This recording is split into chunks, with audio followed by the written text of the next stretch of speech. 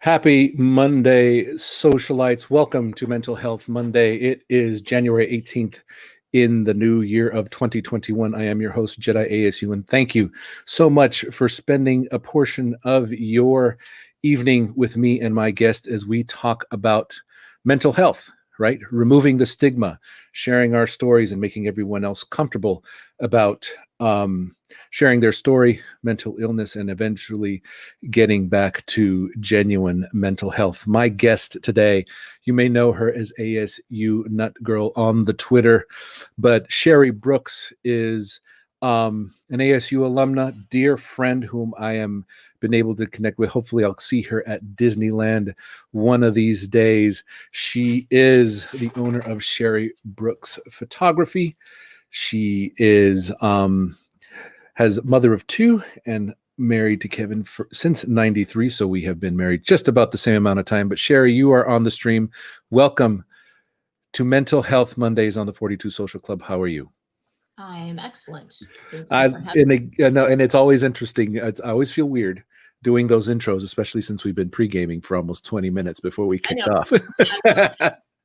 Exactly. But I thank you again for coming on, and thank you everyone. As always, you can offer your comments and questions over there on the right-hand side. Shout out to Andrew and Kim. Thank you so much for joining the conversation. And so I announced this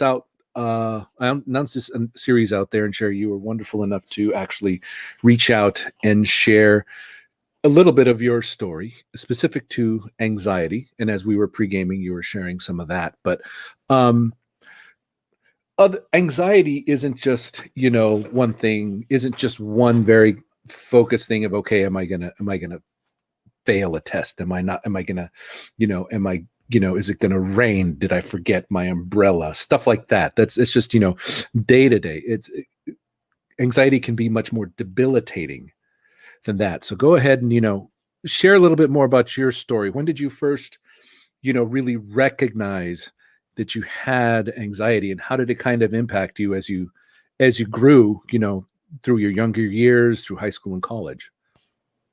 Okay. So, I pretty much figure that I have had anxiety most of my life. Mm-hmm. Now that I know what the symptoms are, I just didn't know when I was younger. And to be honest, I was born in the late 60s. People didn't talk about mental health then. Mm-hmm.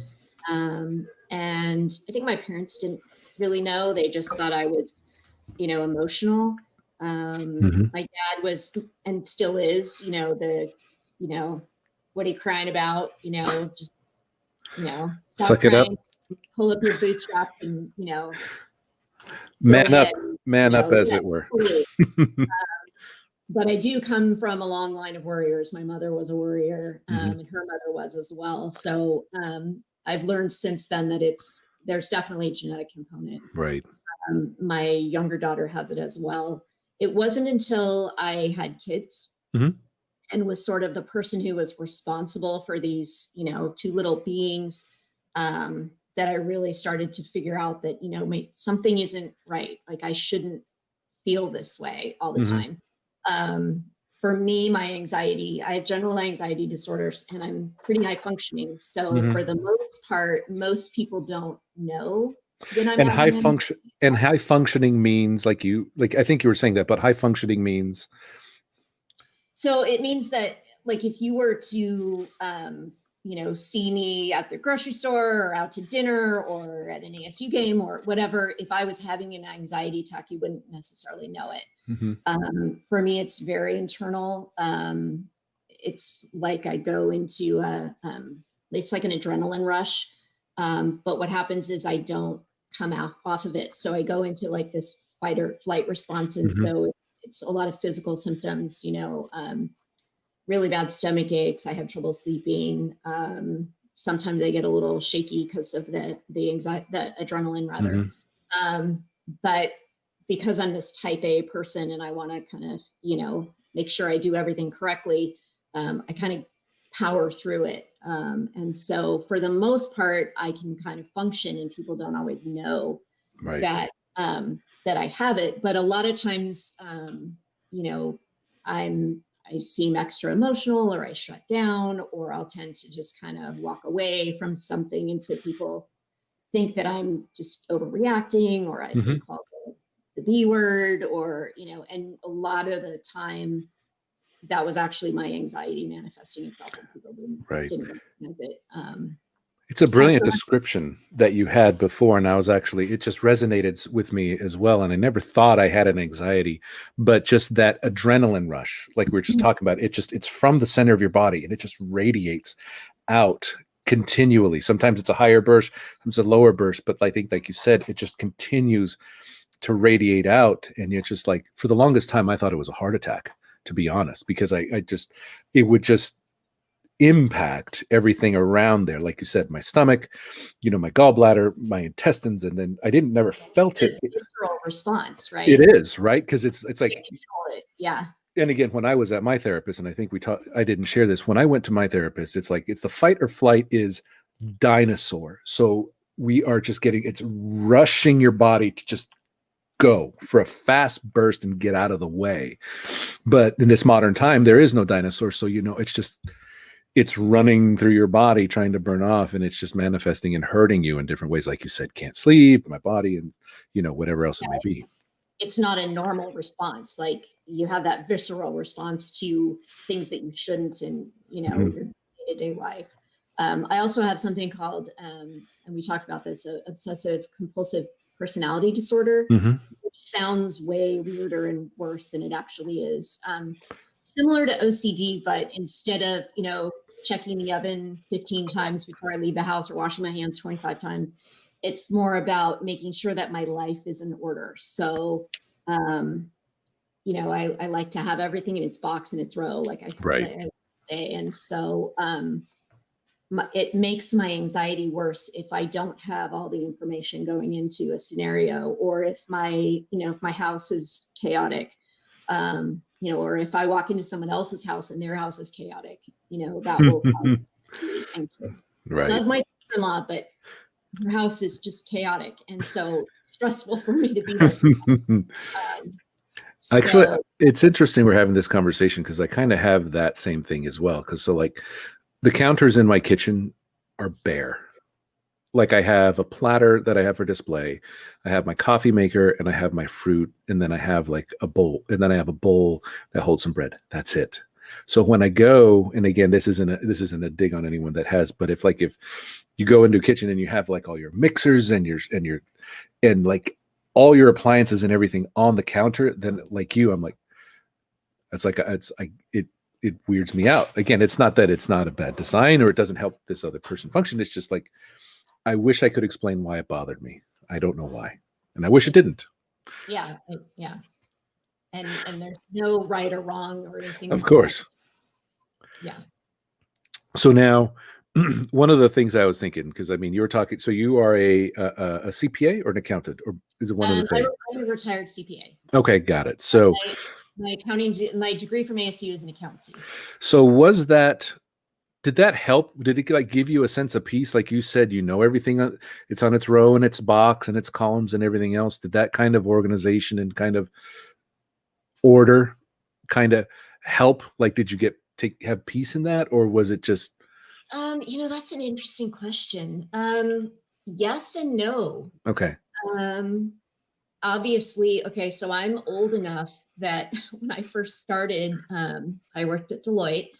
And when I first started, when we went to a client, you took a file box, and in the file box, you had pads of paper and pencils and a stapler and staples and a hole punch. And a 10 key. That's how you did your audit work. And when you're going into the accounting world, at least at the time, it's a little more muddled now, but you either went the tax route or you went the audit route. And if you're a tax person and you're working for the tax department, you're pretty much in your office all the time. Okay. As an auditor, you bounce around from client to client. You go out to the audit, and sometimes it's a week, sometimes it's 2.5 months, depending on how large the client is. And so you're at their location working in, sometimes you have, 3 people on an audit in one cubicle. Sometimes there's, 3 of you in a huge conference room. It just depends on where the Right. client takes you. And they don't always like you as an auditor. So I sat in warehouses and, Right. kinds of weird scenario places. But Yeah. there was a part of me when I was at ASU and kind of trying to decide, okay, what do I think I want to focus on, tax or audit? Mhm. I definitely enjoy the audit piece of it more, but there was a part of me that wanted to go to tax Mhm. just so I could sit in the same desk every day. Oh, okay. Right. At the time, I didn't know that that was part of, That this was an option. brain Right. that I have. But now that I look back on it, I'm like, yeah, that was a decision that was partly based on this, liking everything in its box and its row and knowing that every day I would be going to the same place and working in the same environment. Right. But yes, So because that's always the other thing too, because auditing isn't as glamorous where you're always traveling and you're going to different towns and all this other stuff. Because being on the so I'm an IT consulting, right? Actually cybersecurity consulting. And so you always get, the email or the conversation, the auditors are here. So you're never looked, it's like the auditors are never unfortunately looked upon favorably, but you're there doing your job and you just want to hang out as well. But like I said, that was, given the desire to have everything organized, I was curious, is like, okay, that's actually one of those things, because it's like in physics, right? Yeah, there's always the equations, but you get so much chaos and random and numbers, or even chemistry, whatever else it is, right? You're always trying to have some sort of control, where it's like if it doesn't have control, it goes sideways and you're not able to do that. So now, as you moved along with your anxiety, right? You as we were talking earlier, it was more, you realized what you had, but it was manifesting more as you had a family, your girls were growing. And what was it that, you know what happened for you to, because we talked about this, that you sought out some therapy, but what was it that really caused you to say, this isn't normal, I need therapy? well, I think it was definitely a process, Okay. but ultimately, the short answer is I knew I was missing out. Hmm. Um, because I was missing out on the joy of being a parent and spending time with my kids. Right. And I knew that there was a piece of, me that my kids were missing. And at the end of the day, I went, you know what? I need to figure out what's wrong with me. I need to figure out how to get some help so that at the end of the day, you know, I can be there for my kids. Right. Um, and so ultimately it was my family Okay. that really kind of went, I need to be a better mom than I am being. Yeah, And that's so, fair. And that's interesting too, because I've always learned, and this one I didn't learn, but I learned it recently, that your kids have a PhD in you, right? Because they're so observant and they're able to know, when you go sideways or when something's wrong, and they're trying to do their best, right? So would they ever give you tidbits? They would say, "Are you okay, Ma?" or anything else like this, or ask questions like that. Obviously, I'm sure it's difficult for a child, but I mean, as they get older, I would guess. But did they ever yeah, get those kind of stories? they definitely had moments where they were like, Mom, are you okay? What's going on? Hmm. You know, part of the high functioning thing is I'm a great actress in Hmm. the fact that I would hold it all in until they went Right. to bed, and then I would kind of lose it. But as they got older, they obviously, were able to figure it out. And my younger daughter has anxiety as well. Right. Uh, I was able to recognize it in her. Mm. And so she started seeing a therapist when she was probably, I want to say 8th grade, maybe. Okay. Um, One of the things too about anxiety is it manifests itself in things like fidgeting, Mm. nail biting, skin picking, or hair, like she would go Yes. like her hair, um, because you're so anxious and amped up. You just kind of you got to have something. It was that adrenaline rush, so she has to get that energy out. Yeah, and so I recognized it in her, and so and taking an 8th grader to therapy isn't always they're not always happy to go. Let's just say that. But it was good for her, and she's 19 now. She's very, very mindful. Okay. She can recognize it in me now. She'll be like, Mom, you're having a rough day. Yeah, I am having a rough day. Right. So we help each other out. If she's having a rough day, she'll call me or text me, and we'll kind of work through it together. And she does the same for me. I'm really proud of her. This has been a really crummy year for everybody.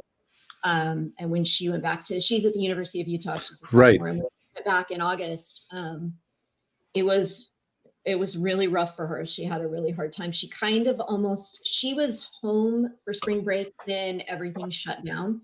Oh, so wow. Okay. So she kind of went through her COVID grief about losing everything that was at school when she went back in August and went back to, an environment that was much different. And she recognized right away that she needed help. And so she's really helped me to learn to be mindful of, this situation isn't great for me. I need to take myself out of it, or I need to do something different. So are you able to recognize your triggers a lot more easily now? Or are you? Okay. Yeah. In fact, we had this discussion as a family a couple of weeks ago about, I don't know how the conversation came up, but we were talking about my husband and I when we were little kids. And this light bulb, that moment that went off in my head. And I said, you know what, when I was I probably was first or second grade, my parents were trying to get me to pick out my clothes for school. Okay. Simple thing like, get up in the morning, get dressed for school, come down for breakfast. My sister's 5 years younger than me. So I'm sure at the time it was, a chore they would give to me so that, my mom or dad could take care of them. Right. I was so paralyzed by the idea of picking out the wrong thing to wear to school. Now, mind you, I was going to first or second grade. I mean, how hard could it have been? Right. But for me, the idea that I might make the wrong decision became paralyzing. And so it was this huge fight every morning to get me to pick out my clothes. Yeah. My dad's answer in his, classic, pull up your bootstraps method was to pick out the ugliest outfit in my closet. I had this dress that was like a hand-me-down dress. Okay. I hated it. Awful. And he would pick that out every time that I asked him to pick out my outfit. I think that was his way of trying to push me to, well, I'm not going to wear that because it's ugly. I'm going to wear this one over here. But I was so paralyzed by the idea of making the wrong something else dress to school. And, even that far back as a kid, I now look at those things and I go, wow, I was dealing with this even back then. Absolutely. And that was actually one other question given, because we talked about these, the mental health and so forth. This is definitely something that is inherited, right? I inherited this. I inherited my depression from my mother's side, I believe specifically from my mother, right? So you shared that you inherited it from your mother as well. So what were some of the things that you saw in your mother, maybe even your grandmother, that was paralyzing to them? Does that make sense? Yeah. My grandmother, it was a running joke in the family that if my grandmother didn't have something to worry about, that she would worry about not having anything to worry about. It's kind of a running joke in the family, but she always had worry. And to some extent, I mean, she had my grandfather and my uncle both were type 1 diabetics, and she was a nurse. So she spent a lot of years worrying about the two of them. And they both passed early in life. So I think that's, where some of her worry came from, but it definitely. I can only imagine how that compounded it as well, because not only from a medical perspective, she understands what can happen, but then actually observing it happening in her own family, it just, even more than that. My mom was kind of always she was always kind of when she was worried, you could tell because she was frantic. Hmm. She would just kind of, you could see the stress and the anxiety on her, and you could see her being frantic. And, it just, and I think she had a little bit of the OCPD as well. I was going to ask. Okay. In our house, and my house is this way too. And, you do laundry on certain days, and, you change the sheets on the bed on certain days. And when I was a kid, you had days on Wednesday morning, every Wednesday before you went to school. And so there definitely was, she had that as well. Routine is not a bad thing, though. Routine is not a bad thing. No, but there's good in routine. When the routine becomes the focus, then it becomes an issue. Right. So now, to that end, right, because again, you're very organized, right, and you like structure, and like you said, the where, the how, the why, the when, the what, the whoever, everything else.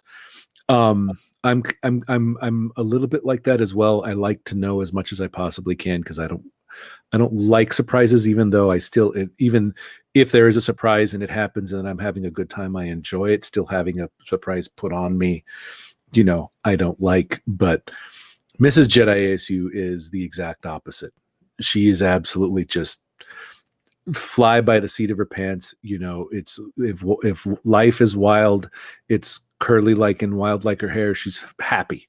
It's like, is Kevin that way as well? Is he like your opposite complement? He is. It's funny that we both kind of married polar opposites. He's an accountant as well. Right. So we definitely have some similar like-mindedness, but he is, I call him adrenaline rush boy. Okay. He, he's a roller coaster guy. He's been skydiving before. He still wants to drive a race car someday. Right on. He just, he finds that stuff exciting. And chaos doesn't bother him at all. So I had to train him. And see, I'd see in some situations, I don't mind chaos. It's just when I'm in a mood, right? When I've been triggered or I'm just in a bad spot, then all of that, I'm like, no, I don't want anything to do with that. And it's just like, I guess it's again, the way it's just that it's the chemicals in our body driving us that way. And that's what we're doing. Right. And so with anxiety, what was one of the greatest things you kind of learned from therapy? Because again, we'll get into, medication in a little bit, but what did you learn in therapy that kind of helps you and is like one of those day-to-day things that you take with you all the time? My therapist really helped me recognize what my triggers were, things that I needed to be, as a type A person, I was always saying yes to everything, and, volunteering at school and church, and she taught me that it's okay to say no.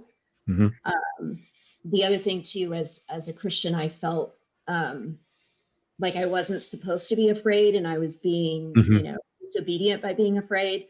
Right. So my pastors really helped. A couple of different pastors both helped me recognize that I wasn't being disobedient by being afraid, that my chemical imbalance was causing my brain to think this way, and that it was okay. Right. It was okay to ask for help. It was okay to, consider medication. It was that I wasn't being this, horrible, terrible person. Right. Help me recognize that the anxiety isn't necessarily, it's not a negative or a positive. It's just part of me. It's interesting as people of faith, because my long-term goal after retirement is actually become a deacon in my church. And so as people of faith, right, it's always interesting how, we kind of misunderstand our own weaknesses, even though,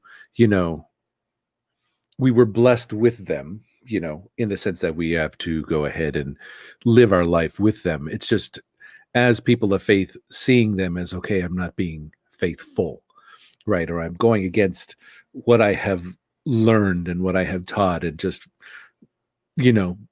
being bad or not believing enough, right? And that's always and that's always, something that I guess that's where the grace comes in, right? We're lucky enough that there's forgiveness out there. Not only, fortunately, you were able to find someone that's very good in your church that was able to work with you. I was able to find someone as well while I was at ASU, but it makes a world of difference.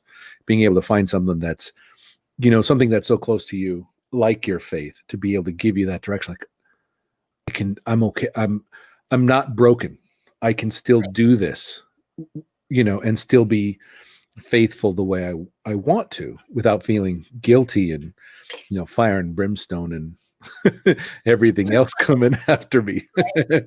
Exactly. So that's good. So now, is that for your youngest daughter, right? Is that something, how do I say this? Is she pursuing her faith there up in Utah as well to help her do that? Or is it more conversations between you guys is what you're kind of keeping each other strong that way? No, I'm very proud of her because she is very involved in her church. Okay. She meets one-on-one with a girl who she actually went to high school with. It's funny, it's kind of a long story, but she went to a high school with this girl, but they actually live in Scottsdale. Okay. They were the mom and the two daughters were in Orange County, going to high school because the younger daughter was an ice skater, so she was there training. But they actually live in Scottsdale. They're back in Scottsdale now, so it's fun now that we've moved to Arizona that Megan actually has friends that are here. But this girl is a year older than Megan, who's taking on the idea of discipling Megan. So she's doing that. Oh, interesting. She's going to therapy at school as well. Right, actually, right. Zoom therapy because no one can go anywhere right now, right? Right. So she's really done a great job of owning it. And she calls me sometimes. Sometimes the days are tough and sometimes they're not. But exactly. But she owns it, and I'm really proud of her for being mindful of going, you know what, this is great for me right now, or this isn't great for me. So. That's so important though, owning it before someone else tries to own it over you, right? Because I think that's where the hashtag remove the stigma really comes from, right? Because again, for the longest time, especially when we were younger, I was in elementary school in the 70s, right? So I mean, mental health, you never talked about, right? No one, and it was such, it was just as pervasive then as it is now, yet it just was so looked upon so differently, whether, you did something wrong or like in the early 70s and late 60s, like maybe it was drug related, right? Or something that they did that it's like, no, I mean, it's like, maybe it may have been in some situations, but no, if someone just is born this way, to quote Lady Gaga, right? That is your day-to-day challenge. That is what you have to do and deal with, right? And so I think it's our kids are very blessed to have a more open system to talk about mental health, right? Then other than that, I mean, you were talking about your daughter. When a Padawan 1 first went to therapy when she was in 7th grade, I think, but she was more open to it because one of her friends actually went to the same therapist. So she's like, oh, so-and-so is fantastic. And she's like, this and X and Y. So she was like, okay, I'm open to going in, right? And having this conversation. And so she had a lot of great conversations with her, and she does on occasion. But now Padawan 3, she's in 8th grade. And so she asked over the holiday, can I go see Miss Katie? And so that's what we're going to be doing as well over Zoom. But again, I think it's just definitely something there. And therapy isn't okay. It's not the Bob Newhart thing where you're sitting on a couch and they're writing notes and, Right. What was your session? I mean, what was your therapy session like? No details, but I mean, what was it like for someone who's curious? What was it like going into a therapy session? It was just basically like this, just sitting and talking about it. And, one of the things that my therapist was teaching me was because, for me with the anxiety and the OCPD, I'm always thinking like, okay, well, what if this happens? And what if that Mhm. happens? And so she would go through that with me. Well, what if that happens? Right. Well, for example, okay, so I Yes. had a panic attack about taking whether or not I should take a sweatshirt to Disneyland. Okay, completely stupid. Okay. We used to be pass holders, and Kevin and I, on our 20th anniversary, decided that he was going to take the day off work and we were going to spend the day at Disneyland because we always used to take the kids and do what they wanted to do. Right. And so we said, you know what, we're going to go to Disneyland. We're going to spend the day at Disneyland doing what we want to do. Of course. And so I was running around. We'd gotten the kids to school, and I was like, okay, I'm ready. I got everything, but oh, do I need a sweatshirt? I don't know. It's cold now. Is it going to be cold later? And I like to be prepared. Right. The OCPD thing, right? And so I was telling my therapist about this whole, like, sort of, it kind of turned into a little bickering session with my husband and I about, let's go. And I was Right. like, this sweatshirt. And so she said, well, if you don't take the sweatshirt and you get to Disneyland, then what? Well, it might be cold. She goes, don't they have stores there? I went, yeah. She's like, then you buy a sweatshirt when you get there if you don't have it with you. Yeah. And I was like, well, but then it would cost me. Well, can you afford the sweatshirt? Well, yeah, probably. And so it was that kind of just talking through those kinds of scenarios and helping my brain recognize that the worry and all of the chaos that was happening in here. So we call it in our house the what if game. Okay. And so we did that with Megan. Well, what if I get to school this semester and it's cold and it's snowing?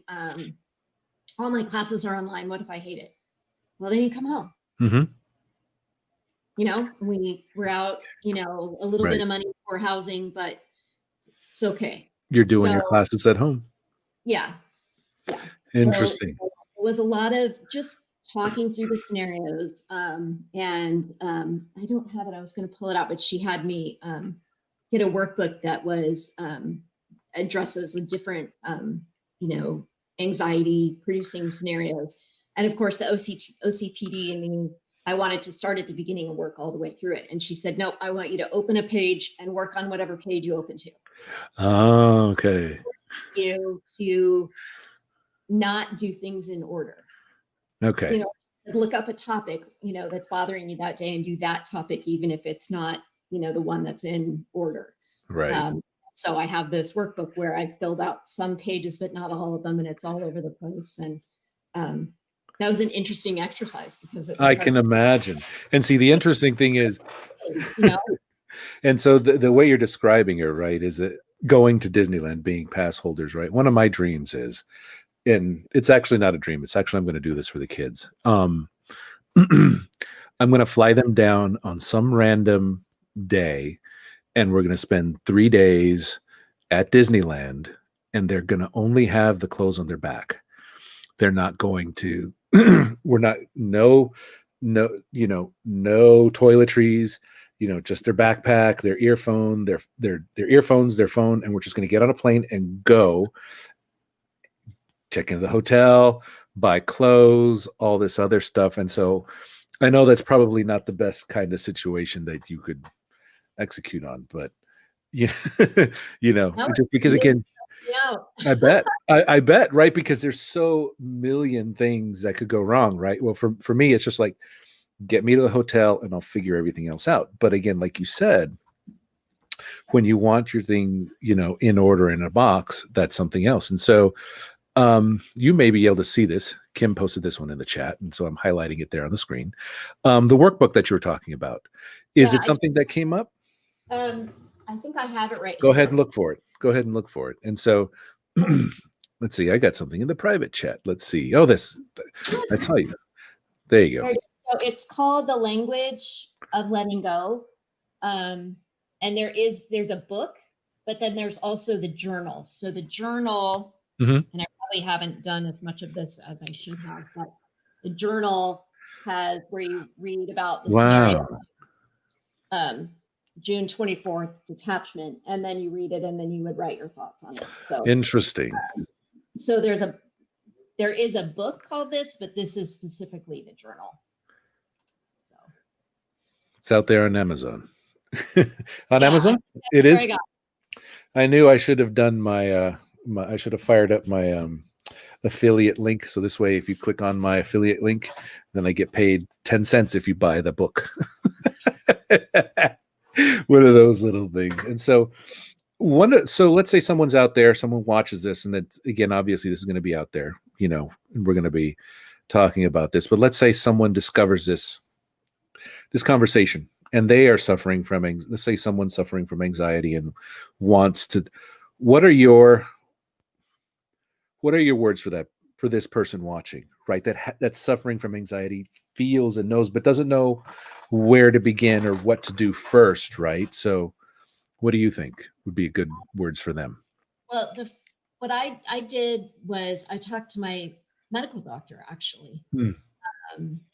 And because I was talking to my husband. So my first recommendation would be to talk to someone that you trust. Mm-hmm. A friend, a family member, spouse, somebody that you trust that you would confide in. And then I talked to my medical doctor and I said, this is what's happening to me. Mm-hmm.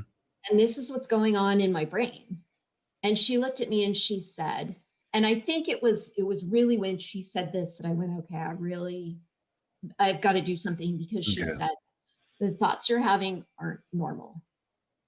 This isn't how you should be feeling. And it was specifically related to my kids. And she said, this isn't how you should be feeling when you're taking care of your kids. And so she suggested I go on medication, which I did. I don't think we've talked about that yet. Is the medication that she initially recommended similar to, is it along the lines what your therapist recommended? Like, is it the same one, or did it change over time? I was seeing a therapist, and she wasn't qualified to prescribe medication. So she suggested that I go talk to my doctor. And so I did. And that's when my doctor said, your thoughts aren't normal. Mm-hmm. And she said, what you're describing is a chemical imbalance. I don't have enough serotonin. Interesting. And so, which is interesting because a lot of your serotonin it originates in your gut, which we're talking about your response of, the feeling in your gut, right? That right. Right. Yes. By the way, if anyone's out there, if you read the book, so Jim Kwik, Kwik, Jim Kwik, he has a book called Limitless. And he actually details the scientific mechanics between your gut and how it interacts with your nervous system. So you can make that. So they finally started medically documenting why that occurs. So it's detailed in that book. So I'll have to check that out. Yeah, I read it through and I came across it. So I'll tell you what chapter it is, but I would recommend reading it. But just because I have the memory of Swiss cheese, so that's why I'm reading it. So this way I can get better about it. But I interrupted you. So anyway, you were talking about you getting that gut feeling, and that's where it was leading you towards medication. You recommended medication. Medication isn't for everybody. Mm-hmm. I know you've talked about that you're not on medication, which I think is amazing. I was very blessed not to be on medication for my depression, although I may consider it to kind of level myself out. Like this weekend, maybe it could have helped. So it may be something I may need to start. And I've been on a couple of different things. I actually just switched my medication about 3 or 4 months ago because my doctor wasn't happy. She said, because I was still having to take an as needed medicine more often that she liked. Oh, interesting. Okay. And so I have 2 medications. I was on Xanax for a while. That was my as needed. I'm not on that anymore. It's something else. And the name of it is this long. So I can't remember what it is. They're always that long. So she switched my medication. I'm on like the lowest dose there is. Right. I'm super sensitive to medication. Okay. So just a little bit, like if I had to have a couple surgeries and I can't even really take pain medication. Okay. Ibuprofen, because it just sends me off the deep end.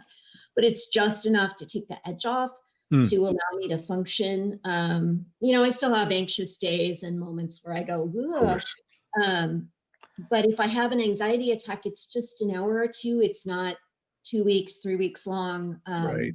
And, you know, it's allowed me to enjoy my life. Mhm. That's really what the doctor said to me. She said, you need to enjoy your life. You're not Right. enjoying your life.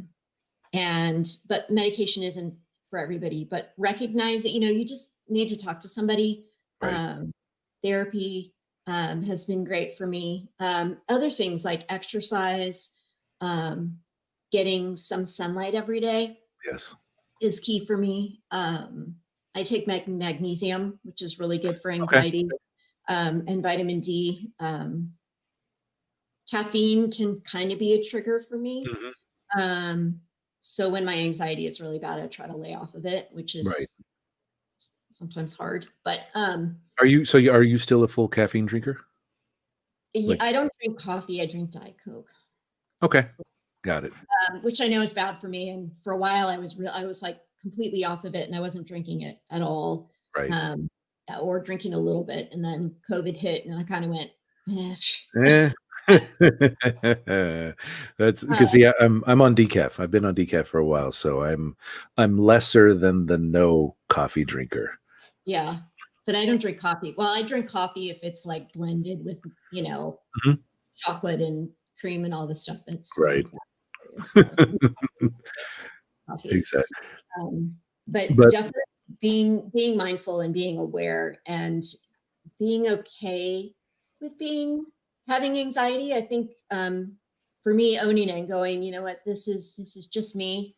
It's right. not negative or positive. It's just, you know, it's just part of who I am. And recognizing that it's okay, and it's okay to ask for help. I Right. think that's hard for people sometimes to ask for help, Mhm. but asking for help is okay. And it's interesting too being able to do that because again, finding a therapist that's available does take time. And It does, finding a good therapist, right? So and again, find one that fits for you. absolutely. Right, because I think that's one of the things especially in the mental health space is that you have to understand that it's going through it is a process, but it's a long-term process. You can't go onto WebMD and then find something and then go to the doctor a few days later and then you know what's going on. Mental health is a marathon. It is so much a marathon. So I think as if someone is watching this and they've discovered this conversation, right, you have to realize that one, you're not going to find what you need immediately out of the gate. However, it's important to take that first step. You have to take that first step in order to do anything because everything else will fall into place in very tiny steps. You just have to understand that it's going to take many, many, many tiny steps. It is. It's a process, and it's something I talk about with my daughter all the time. Like, we talk about it's never going to go away. Mhm. You Right. know, it's you know, it's a part of who you are, and you have to learn how to manage it and to be willing to take care of yourself and be willing to say, you know, um, this is my trigger. I need to stay away Right. from these things, or this is what helps me. Mhm. So I need to make sure that I do this every day. There's a comment about, Absolutely. This one right here. Well, let's look at it right yep, there. So when you are looking for a therapist or whoever it may be, even who you're talking to, right? You one, and again, it may feel that you are out of control, but you absolutely are in control because you are able to control what is outside of you, who you're sharing your feelings with and who you're discussing with. I know Yelp is always, we look at Yelp for, finding a contractor to fix our bathroom. It's the same exact thing. You should do some due diligence on finding a therapist as well. Because for again, sure. if you're not doing that, you don't want to be put in a worse spot. You have to be diligent about it. And it's okay if you find someone and you don't click with them, it's okay to move on. Just don't Right. quit. It's I kind of liken it to you know, medical doctors, right? Like, you might, you know, go to a doctor and they're a great medical doctor, but they don't have a bedside manner that works for Mhm. you. And so, you know, it's, you know, it's okay to say, you know what, this doctor isn't working for me. I'm going to go try another one. There's something about mental health where if you go to a therapist and you go, I don't think this person is right, or they're not, helping me, there's all of a sudden this is the stigma that, oh, maybe it's me. Maybe Right. I'm the reason that, and that isn't the case. Not Mhm. every therapist is for every person. And if Absolutely. There's a person. you feel comfortable, if you don't feel comfortable talking to that person, it's not the right person. You need to find somebody else. Exactly. Everyone has a personality. I mean, and that's a whole thing, even from a medical perspective, right? I don't know if I told you. I had a primary care physician that I had from the day I moved into California. I had been with him for almost 20 years. And a few years ago, I was having some really bad anxiety attacks. And so I was actually getting my heart scanned. I did a nuclear stress test. I got on the treadmill and they measured and all this other stuff. He called me on Christmas Eve and told me I had a heart attack, but he really didn't have a plan for what the next steps were. And so I kind of spiraled out of control through Christmas. And then at the 26th, I went back to the ER. They did a cardio catheter procedure on me on the 27th. And I didn't have a heart attack. I was a false positive. So I don't, one, I no longer go to that primary care doctor, but it's also two, I found someone that, so again, you're allowed to do that. I think that's one of the things that growing up back in the 70s and 80s, the doctor you go to is a doctor you go to and you don't leave. There's a loyalty there and they know everything about you, blah, blah. It's like, no, you are allowed to shop for a doctor because you have to. Yeah, for sure. That's excellent. Well, thank you everyone else for in the chat. What any parting thoughts, Sherry, about what what was I always try to think about my depression as a blessing. Has the anxiety been a blessing? What has it helped you accomplish? Or has it been any positives that have come from it? Well, first, I think I wouldn't have recognized it in my daughter Mhm. as soon as I did. So I think it's important that we, if you have kids, Mhm. to really make sure that you take the time to pay attention to the details, Right. and be willing to talk to them. They don't always want to talk to you. Yes. Especially those 14, 15, 16. Which I'm in the middle of right now. And it's my anxiety has allowed me to minister to some other people who've Mhm. struggled with it. And just to be an ear and a sounding board. I had a very good friend in a Bible study group with me in California, and her anxiety was probably more debilitating than mine. Wow. And we really were there for each other. It seems like when one of us was having a bad day, the other one wasn't. And so Oh, we okay. were able to, connect. And we still are connected by text message, obviously. That's cool. And so it's allowed me to make friendships maybe that I wouldn't have normally have made. Absolutely. And it's at times it can be a daily fight, but it's always something that we can always remember. And so thank you. So one of the things that I wanted to share, I shared this with you before, and I want to share it with everyone else on the show, is that Maryland Representative Jamie Raskin and his wife Sarah recently lost their son. He committed suicide on 12/31/2020, and he wrote them a note. And this is actually one of the things that resonated with me this morning, but it's something that I always try to recommend. He wrote in the note, "Please forgive me my illness one today." And there are those moments where there's you're going to feel like that, right? And for me, the past 3 days, my illness has beat the shit out of me. I have been in a really bad spot. I had a really dark time before I went on a 2.5 hour bike ride, but I was able to get that energy out. I was able to do that. So just remember, obviously, if you are in a dark spot or you are struggling, just remember that it is your illness, but it didn't win. Every time you're able to go to sleep and you're able to wake up, you won the day. Always remember that and always take those steps forward. How about you, Sherry? Any parting words for anyone out there and everyone else that joined us? Just, reach out, speak up. Don't feel like you have to fight it on your own. because I tried to do it on my own for a long time, and it was hard. And it's definitely helped, talking about it, owning it, because you don't have to do it by yourself. Absolutely. I've been trying to do it by myself for the past 3 days, and it hasn't gotten much better. So right now, reach out to me. because I think with my depression, it's just I get in such a dark spot that I know everyone's out there, and I know I have those people that I can talk to and vent with. It's just a matter of, do I want to take that first step? And that's still the thing that I still get to work through. But I'll have a breakthrough eventually, but it's a matter of getting there. So, and TL Terrell, thank you so much for being part of it. No, appreciate you and your questions and being part of this, and everyone else being part of Mental Health Mondays. I absolutely appreciate you and your story, Sherry, and just love you and love your family. And I can't wait to just hang out, hopefully at the end of this year. Hopefully soon. Yeah, I know. How is everything out there? Is how's the spread? Is everything still crazy out there? Is it getting any better? It's still crazy. Yeah, it's not great here. I understand. But my daughter got her vaccine last week. So she got her first dose. People under 65 here in Arizona can start registering tomorrow. Okay. So we're getting there.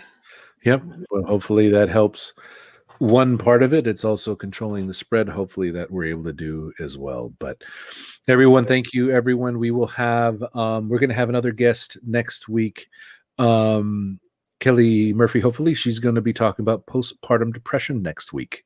So that's actually going to be a fascinating topic that I get to learn a little bit more about as well. But thank you, everyone, for joining. Thank you. As always, make sure you follow Sherry ASU Nut Girl on Twitter. What's your handle on the Instagram? Esbrooks Photo. That's the business. That's a business one as well. Yeah, lots of pictures of people in Arizona and whatever else strikes my fancy. I was going to ask that. I meant to ask that. I know we're signing off, but I had another question. How does the anxiety and the planning and everything else work out when you're trying to take photos? Does it, I mean, because there's always going to be some sort of chaos in the background that kind of, when trying to set up a shot, but I mean, how does that, how do you manage that? It's interesting because it's interesting that you asked that because, I mean, I work very, very part-time. But you have some beautiful work, so that's why I wanted to ask. Thank you. And I am nervous before every shoot, especially if I haven't shot in a while. And between our move from California to Arizona and then COVID, I didn't have clients for a few months. I am nervous before every shoot, even if it's somebody that I've worked with before. Right. Whether it's one person or a family of 13 people. But what's interesting is I'm a very left-brained person, but I've always been good at being able to kind of transition and use the right brain as well. And once I get behind the lens and start shooting and working, it all goes away. Once I kind of engage the right side of my brain and kind of tap into my creative side, all the anxiety goes away. That's cool. But I will tell you though, because then after every shoot, I get back in the car and I process it and I go, oh my gosh, what if I don't have any good pictures? And my husband laughs because he goes on shoots with me a lot because he's cheap labor. And yes, we are. You always have good pictures. And I go, well, I know, but what if I don't this time? Yeah. And that's where it comes back. Yeah, that's where it comes back. So I always make sure that I get my pictures up on the computer. Number one, for safety. So then I've got them on my part as well as on my computer, because you don't want to lose those pictures. And then I kind of take a look and go, okay, I've got the shot. Okay, I'm good. Right. Excellent. No, that's because that's always interesting how you're able to like switch and it just all goes away and it's not there. Yeah. That's so cool. All right. Well, more on the right side of my brain, I guess. Hello. Well, thank you, everyone. I'm going to go ahead and do a sign off. Go ahead and stay on there for a little bit, and I will come back to you in a moment, Sherry. But thank you. Thank you so much, Sherry. Appreciate you, and we'll talk in a moment. And everyone else, thank you again for being part of the conversation for Mental Health Mondays, removing the stigma and making sure that everyone knows each other's stories, what we've done, what has made us the people who we are today. And if you ever have a story, you have someone who you admire and that'd be a wonderful guest, let me know. JediASU@gmail.com or 42socialclub@gmail.com. Love to continue the conversation next week. Hopefully we'll be talking about postpartum depression and learn a little bit more about that as well. But as always, I love you. I appreciate you. I cannot thank you enough for being part of this conversation. As always, make sure you love yourself, and those too, make sure you love those around you. I'm going to have a regular 42 Social Club conversation on Friday, ironing out the guests. I believe it's going to be Cameron Cox from 12 News. So we get to go ahead and talk sports and a lot of other things. So watch out for that announcement as well. So again, thank you everyone for being part of it. Have a wonderful week, and we will talk soon. Good night.